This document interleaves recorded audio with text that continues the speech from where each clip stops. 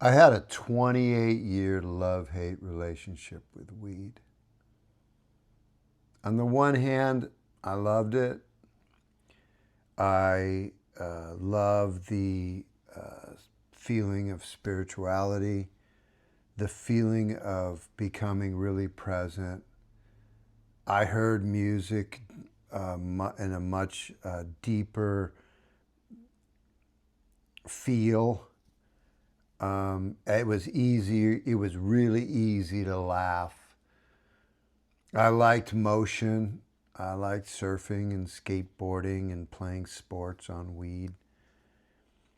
Um, and I love the coolness of it and having the cool friends. I mean, running into friends for years that we had that in common. It was just such a bro kind of a culture. And, those feelings of the stereotypical hippie, like, peace, love, and weed, man. I mean, I enjoyed that. What I struggled with right away was I felt a lot of guilt and shame for my weed use. I was pretty much a daily smoker right out the bat. 12 years old, I got busted like a month into smoking weed at 12. And I got in trouble with my parents, and I wanted to be a good kid. I really did.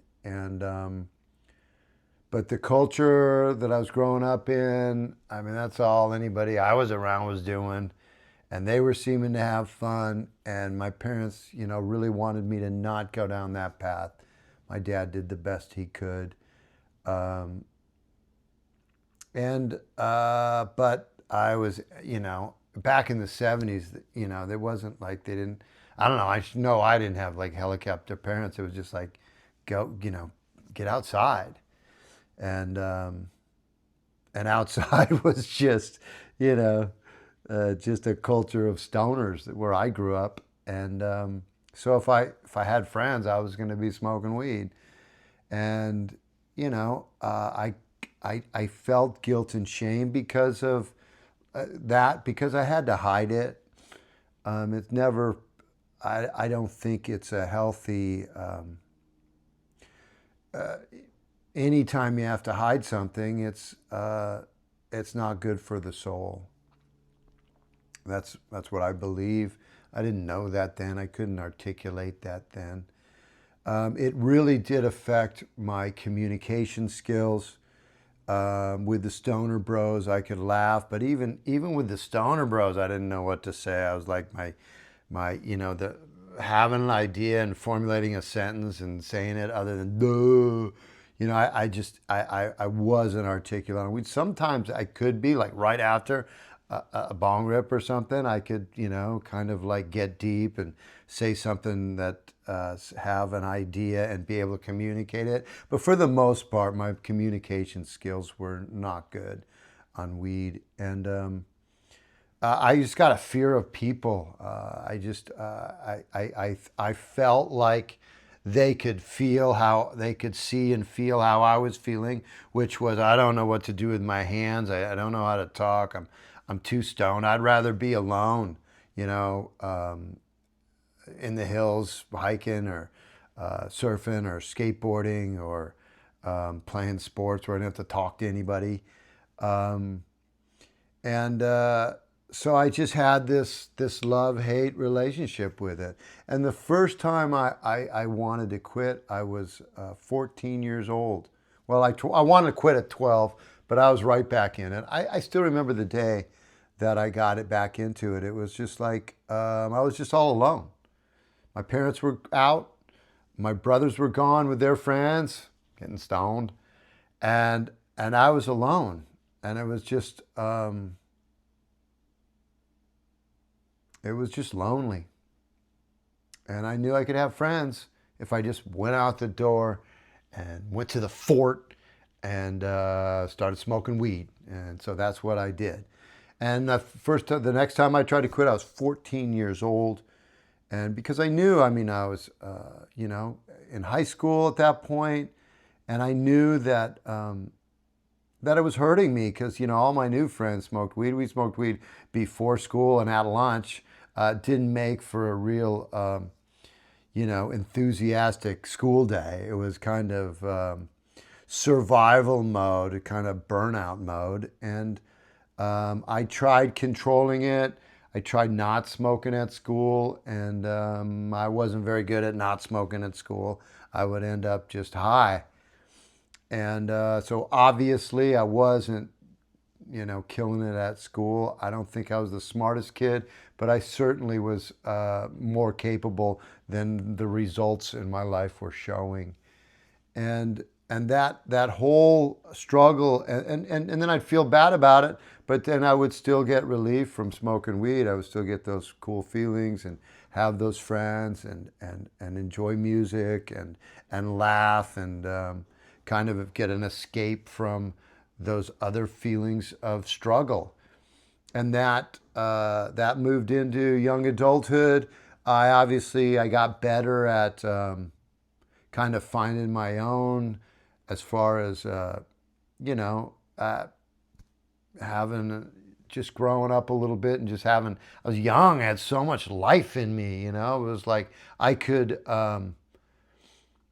I could like go hard and party and bounce back pretty quick. And even though I had all these internal feelings of just less than, um, I still had like a lot of energy, and I could find a lot of joy living a lifestyle of partying and smoking weed every day, and getting a job and making enough money to just party and be young, and it was fun. But again, I had this other side, this love hate inside. It was like there was this soul. I think it's my soul now. Was like clearly communicating with me, like um, this really isn't what you want to do with your life. This isn't fulfilling. This is an escape. You there's this just isn't it. And I would feel just. I'd heard that guilt is when you do something wrong and you feel bad about what you did. And shame is just feeling like you did something wrong. There's something wrong with you. And I had a lot of both of those, but it turned into mostly shame. I felt there was something wrong with me. And I kind of like faked it in life. I would like put on the super happy, upbeat. I could really get energy going when I was partying. It was like I was fun to be with. But then I would come down and in life, in my day to day life, and I was just like depressed. Knowing that I just this just I don't know how else to describe it. I just I knew I could be doing better, and I knew that I was hiding the inside. My inside life was very private, and I never let anyone know what was going on. And I would put on this face, and it was completely phony. And inside, I was scared to death of people. I was afraid to be bold. I was afraid to go for anything. I would make initial steps, but then I would just shrink back down. And I was the master of popping my head out and then shrinking back down, and like the voices of, no, this is wrong. There's something wrong with you. And then I would treat that with weed, and I would get some relief, and it would be like, dude, lighten up, man, lighten up. And weed would do that for a little while. And it finally got to a point where I started to have like panic attacks. I hadn't had panic attacks. I had one just, I was I fell down in the kitchen and pots and pans went flying and I was on the ground and I was shaking and I didn't know what was going on. And it was a shakeup, some sort of a bottom. It was I don't know. I think it was my soul just like going, "This is it, man. You are done." And I, uh, I, I got off it. I quit. I just, it was clear. I did some prayer on it, and I wasn't a big prayer, but I did some prayer, and it was clear. It was like, it's time to get off the weed. I had already gotten off of alcohol and hard drugs, and the weed. I reached a bottom on weed, and the biggest thing that I really had to learn to do was I really needed to abandon shame and guilt. I just needed to just recognize it and abandon it. Just go another direction. And it wasn't like immediate. And this is all hindsight. I wasn't even aware at the time, but I just finally had to just accept that you know what, my past was my past. That time had passed. It's gone now. I'm still alive, and I have something to give, and I have this new relationship with my soul, and that's who I really am and who I really want to be and the energy that I really want to give. And if I hold on to any guilt and shame, it interrupts that relationship. And it doesn't matter if I'm smoking weed or not smoking weed. I'm in the bondage of self, and the bondage of self sucks. It's no way to live. That's depression. That's just no way to live.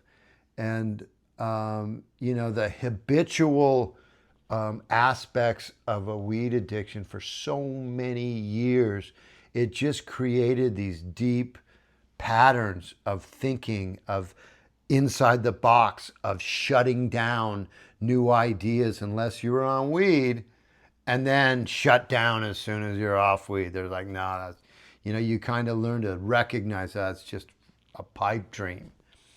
And come to realize that, we're free. You're free. You're already free if you choose to be. And that's why I make videos. In some level, it's kind of making peace with the younger me. I do believe we're connected, we're interconnected, and that in some level, I'm talking to you, but I'm also talking to the younger me, and kind of making amends to him and just letting him know, like, hey, you're okay. And that's why I'm making video. This video is for you. It's like, you're okay. You don't have to beat yourself up. You can abandon shame and guilt. I would strongly encourage you to develop a lifestyle of self-care that does not involve weed. If you're a habitual user and you're related to any of my experience is that I was never able to control it. Like, what I mean by control it, I could take one hit a day, but as soon as I took one hit, after any time of absence and all, I was daily. And that daily habit really started to direct all my attention to that little escape, that little warm blanket of weed, and which really shut me down. It definitely shut me down, and it made me live a real safe life and not go for anything. And I still have to overcome myself. I mean, I know I make a lot of, I don't make a lot of videos. I guess over the last several years I've made a lot of videos, but I get in my own way with that same type of thinking. But I'm making a video today, and that's what I got. If I do help people make that transition from weed to no weed, or just no weed to a life that is high grade good and a little more free. So if you'd like to connect with me, you can click the link below and fill out an application, and we'll be in touch. Right on. I hope you got some value. Peace, like, and subscribe. Woo!